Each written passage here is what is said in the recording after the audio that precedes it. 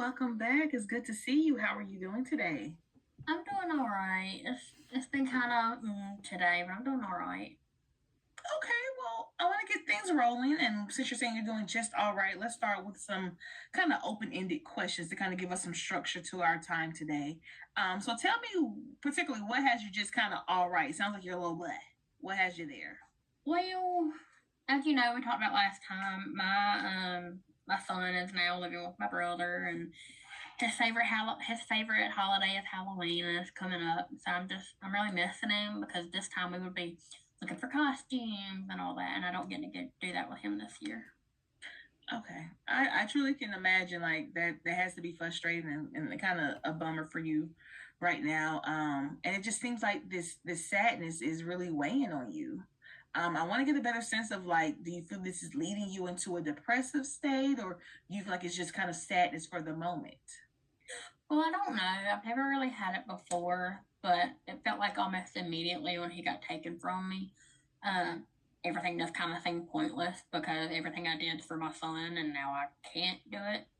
Um, so I don't know if it's long term, but I do know I just want to get my son back with me as soon as possible. And they said I have to do these services, so I'm doing them. Okay, okay. And as I'm kind of asking these questions, I'm trying to kind of get a scale of where we're going to continue in our next sessions as far as different assessments I may want to do. There's something called the Hamilton rating scale, and that kind of helps us rate for depression. So it's going to be a series of questions I'll ask you, but we're not going to hone in on that right now because I kind of want to create a more detailed treatment plan for you.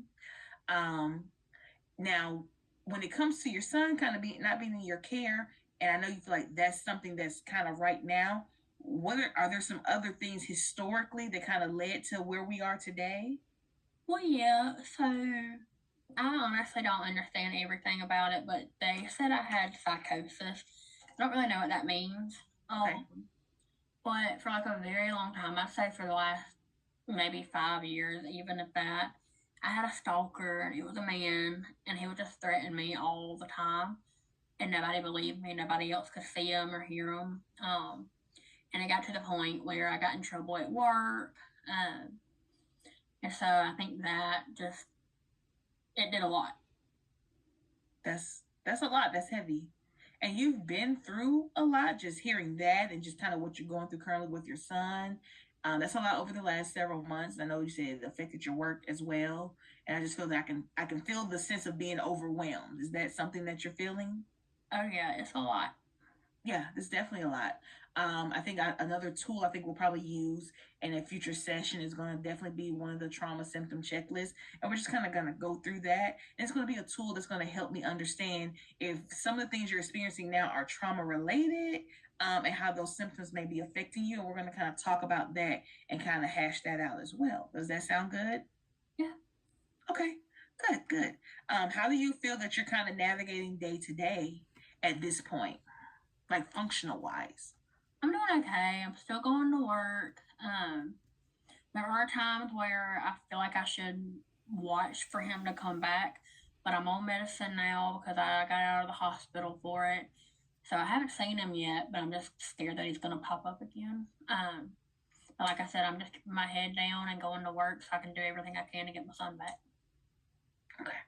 Okay. So functionality wise, it sounds like you're kind of managing day to day things, but there is still some fear that's there. And I definitely want us to be able to address that in the future session as well. And we'll kind of go through a functional assessment at a later session. And I just kind of want to tackle these things one piece at a time. So it's not so much every time we meet. But it was always a pleasure speaking to you, and I'm happy that we got a chance to talk today and then at least kind of lay out a plan for us moving forward. So I look forward to seeing you in our next session. And now, as always, everything that we discuss is going to definitely be confidential amongst myself and then the treatment team that's working with you. Okay? Okay, I appreciate it. No problem. I look forward to seeing you next time. You have a wonderful day. You too. Bye bye. Bye bye.